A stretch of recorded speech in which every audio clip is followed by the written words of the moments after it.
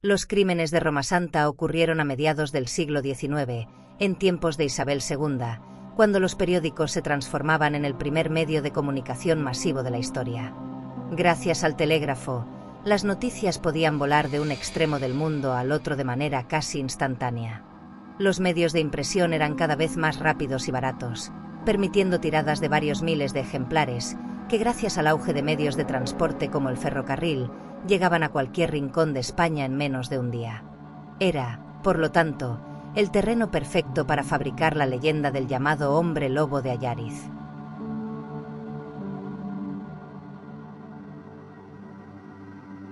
Manuel Blanco Roma Santa nació el 18 de noviembre de 1809, en la aldea de Rigueiro, Orense. Hubo dudas relativas a su sexo, y fue registrado con el nombre de Manuela, aunque luego creciera y se comportara como varón. El legendario criminal no tenía un físico impresionante.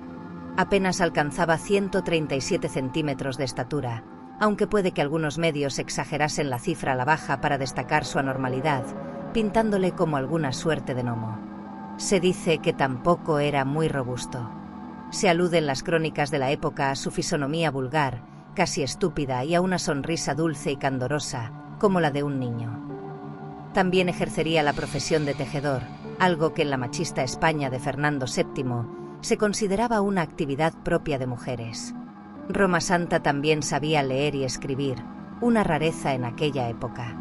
No sabemos si por amor o para silenciar rumores se casó con 22 años, aunque enviudaría unos pocos años después. A partir de ese momento, Roma Santa optó por recorrer España, dedicándose a la venta ambulante.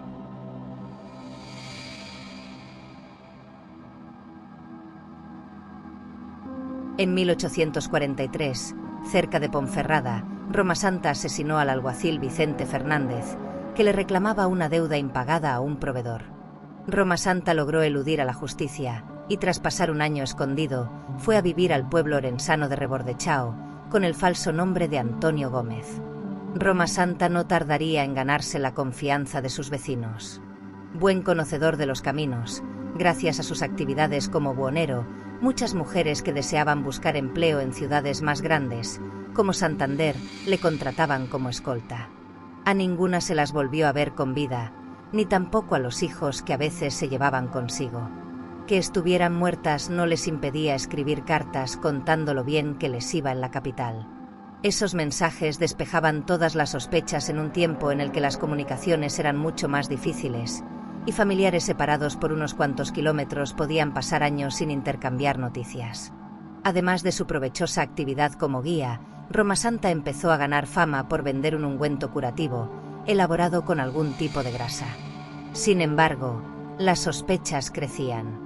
Hubo familiares que creyeron reconocer la ropa de su hermana o de su hija entre la mercancía ofrecida por Roma Santa en su tenderete. También preocupó que ninguna de las mujeres escoltadas por Roma Santa volvieran a dar novedades después de sus primeras cartas.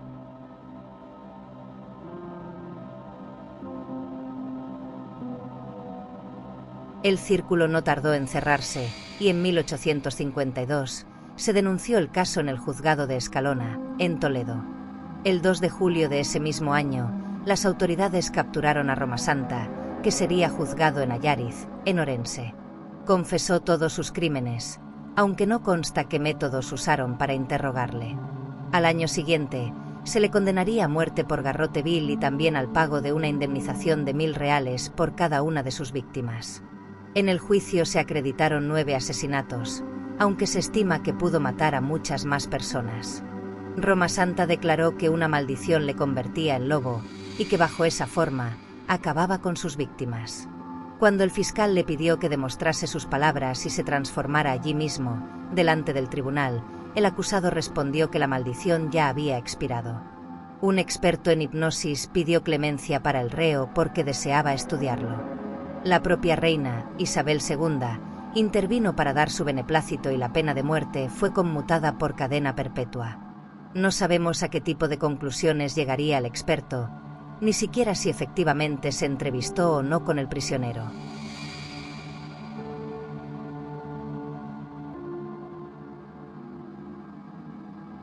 Roma Santa, uno de los asesinos más míticos de la historia de España, murió en la cárcel en 1863, debido a un cáncer de estómago. Un final un tanto prosaico para una de las leyendas más terroríficas de toda nuestra historia.